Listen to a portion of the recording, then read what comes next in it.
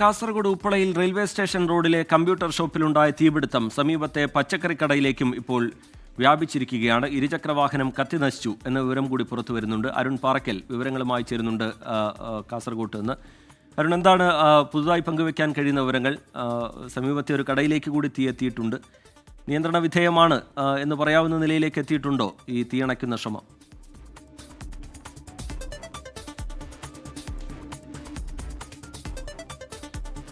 ഉപ്പളയിലുണ്ടായ തീപിടുത്തം ഇപ്പോൾ ഭാഗികമായി അണയ്ക്കാൻ സാധിച്ചിട്ടുണ്ട്. പക്ഷേ താഴത്തെ നിലയിലുള്ള ഒരു വെജിറ്റബിൾ ഫ്രൂട്ട്സ് കടയിലേക്ക് കൂടി ഈ തീ വ്യാപിച്ചിരുന്നു.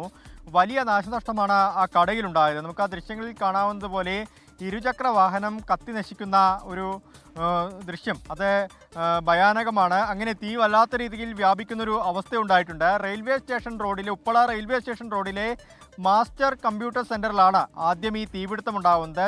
ഷോർട്ട് സർക്യൂട്ടാണ് ഈ തീപിടുത്തത്തിന് കാരണമെന്നാണ് പ്രാഥമികമായി വിലയിരുത്തുന്നത്.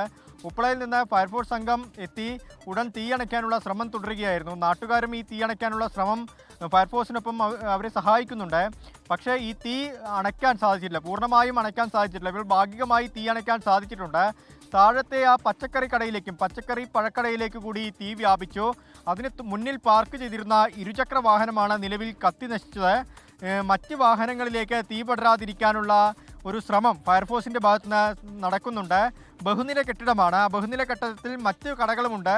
ഈ പച്ചക്കറി കടയും കമ്പ്യൂട്ടർ ഷോപ്പും അല്ലാതെ മറ്റ് കടകളുമുണ്ട്. ആ കടകളിലേക്കും കൂടി തീ വ്യാപിക്കാതിരിക്കാനുള്ളൊരു ശ്രമം ഫയർഫോഴ്സും നാട്ടുകാരുമൊക്കെ നടത്തുന്നുണ്ട്. എന്തായാലും തീ അധികം വ്യാപിച്ചിട്ടില്ല. ഈ രണ്ട് കടകളിലാണ് ഇപ്പോൾ നിലവിൽ തീപിടുത്തം ഉണ്ടായിരിക്കുന്നത്. ഈ രണ്ട് കടകളിലും വലിയ രീതിയിലുള്ളൊരു നാശനഷ്ടം ഉണ്ടായിട്ടുണ്ട്. ഷോർട്ട് സർക്യൂട്ടാണ് ഈ ഒരു അപകടത്തിന് കാരണമെന്നാണ് മനസ്സിലാക്കുന്നത്. ഇതുവരെയും ആർക്കും പരിക്കൊന്നും റിപ്പോർട്ട് ചെയ്തിട്ടില്ല.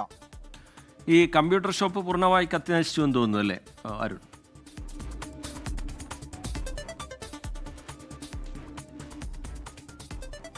അതെ, കമ്പ്യൂട്ടർ ഷോപ്പ് പൂർണ്ണമായും കത്തി നശിച്ചിട്ടുണ്ട്. തീ ഇപ്പോഴും വല്ലാത്ത രീതിയിൽ അവിടെ ആളിപ്പടരുന്നുണ്ട്. ഒരു ഭാഗത്തെ തീ മാത്രമാണ് അണയ്ക്കാൻ സാധിച്ചിട്ടുള്ളത്.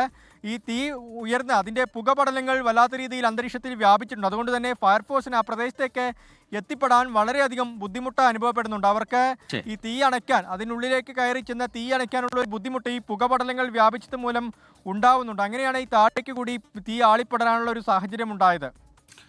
ശരി, ഷോർട്ട് സർക്യൂട്ടാണ് തീപിടുത്തത്തിന് കാരണം എന്നുള്ളതാണ് പ്രാഥമികമായി മനസ്സിലാക്കിയിരിക്കുന്നത്. ഈ കമ്പ്യൂട്ടർ ഷോപ്പിലുണ്ടായ തീപിടുത്തം അതിപ്പോൾ സമീപത്തെ പച്ചക്കറി കടയിലേക്കും വ്യാപിച്ചിട്ടുണ്ട്.